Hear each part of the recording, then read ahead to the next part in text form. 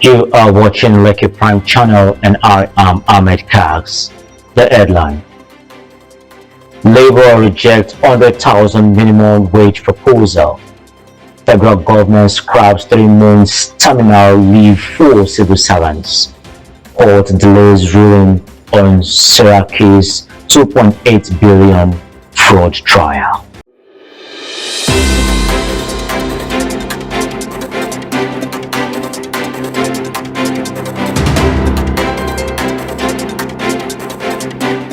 Now the news in details.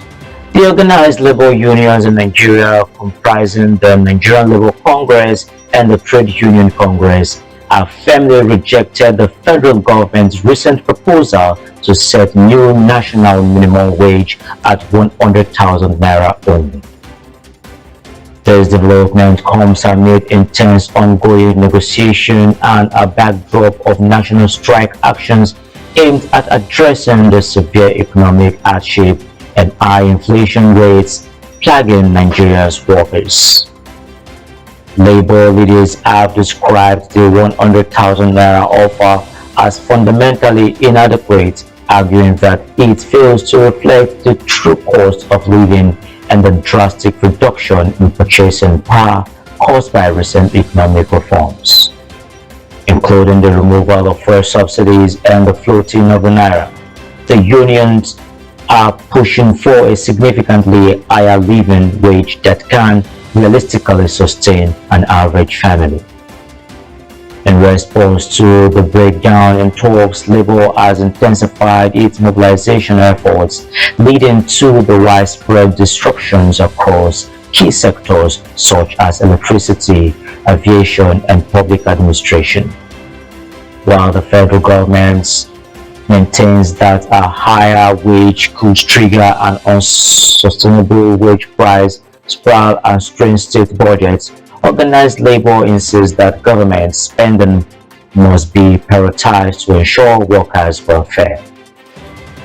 The situation remains highly fluid as both sides face immense pressure to return to the negotiating table and prevent prolonged economic paralysis. The federal government of Nigeria has directed all ministries, departments, and agencies to immediately stop the practice of placing civil servants on a mandatory 3 months pre-retirement terminal leave.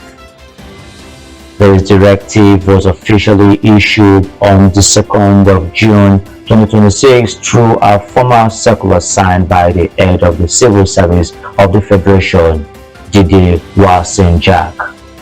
In the circular titled Correct Interpretation of Public Service Rule 12243 on pre-retirement activities, the government clarified that a mandatory 3 months terminal leave does not actually exist anywhere within the public service rules. Instead, what has been historically misinterpreted as an automatic entitlement to paid time off is simply an administrative preparation and notice window. According to the official clarification of the Public Service Rule 12243, civil servants approaching the retirement, which occurs either upon reaching 60 years of age or completing 35 years of service, are strictly required to give a 3 months formal notice before their final exit dates.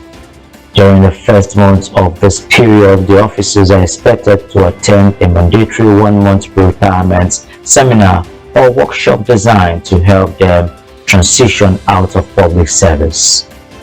The remaining 2 months are strictly designated for the officers to regularize their official service records and finalize their pension documentation. The head of the service emphasized that because this period is a notice requirement rather than a leave entitlement, retiring civil servants remain full public workers and must continue to perform their official duties right up until their final day in service, unless they are attending the approved workshops or have been granted ordinary leave under standard regulations. By enforcing this correction, the federal government aims to curb the premature withdrawal of staff, retain experienced personnel within the workforce for longer and ensure that civil servants complete vital pension documentation while still on the job to prevent the post-retirement payment delay that have historically plagued the civil service system. The Federal Capital Territory High Court sitting in Maitama, Abuja on Tuesday, June 2nd, 2026, deferred its ruling on an application seeking to terminate the alleged 2.83 billion naira contract fraud trial involving Nigerian's former aviation minister Ahid Siraka. The case brought forward by the Economic and Financial Crimes Commission (EFCC) also charges Siraka's daughter Fatima, a son-in-law Jala Amma, and their firm AI Brick Global Investment Limited across an amended 6-count charges bordering on abuse of office and the irregular award of aviation contracts. During the court proceedings, the defense counsel argued that the EFCC had initiated the prosecution based on an incomplete investigation and requested the court to prevent the agency from introducing further evidence, to discard already tendered exhibits, and to completely dismiss the charges. The prosecution strongly opposed this application, maintaining that the Administration of Criminal Justice Acts allows additional evidence to be brought at any stage of an ongoing criminal trial before final judgments.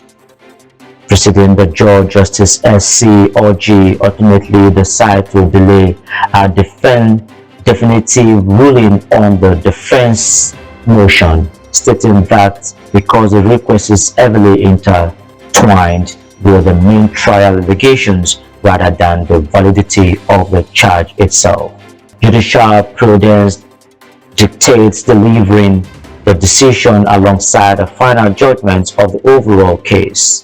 Consequently, the trial has been adjourned until June 10, 2026 for continuation. Now recap on the headlines. Labour rejects 100,000 naira minimum wage proposal. Federal government scraps 3 months terminal leave for civil servants. Court delays ruling on Sirika's 2.83 billion fraud trial. You're watching Lekki Prime channel, and do not forget to subscribe to our YouTube channel and follow our other social media platforms. I am Ahmed Gags.